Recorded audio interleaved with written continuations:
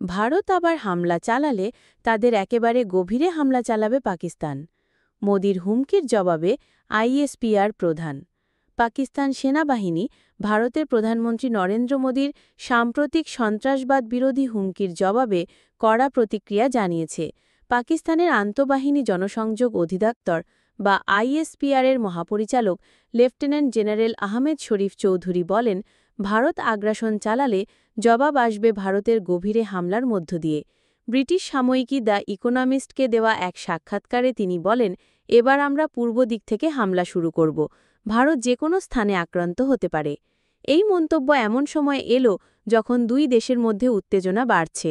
সম্প্রতি ভারত নিয়ন্ত্রিত কাশ্মীরে এক হামলায় ২৬ জন নিহত হন, যার দায় পাকিস্তানের ওপর চাপায় ভারত। জবাবে ভারত অপারেশন সিঁদুর চালিয়ে পাকিস্তানে ক্ষেপণাস্ত্র হামলা চালায়।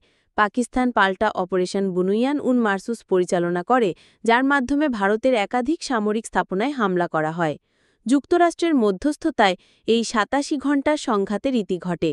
এই অভিযানের সাফল্যের পর পাকিস্তানি ফিল্ড মার্শাল আসিম মুনিরকে প্রশংসায় ভাসানো হয় এবং তাকে রাজনীতিতে যুক্ত হওয়ার গুজব ছড়ায়, তবে আইএসপিআর তা উড়িয়ে দেয়। ভারতের পূর্বাঞ্চলে হামলা নিয়ে পাকিস্তানি কর্মকর্তারা বলেন, এটি কৌশলগত বার্তা যার লক্ষ্য কলকাতা, জামশেদপুর, রাঁচি, ভুবনেশ্বর সহ গুরুত্বপূর্ণ অর্থনৈতিক কেন্দ্রগুলো।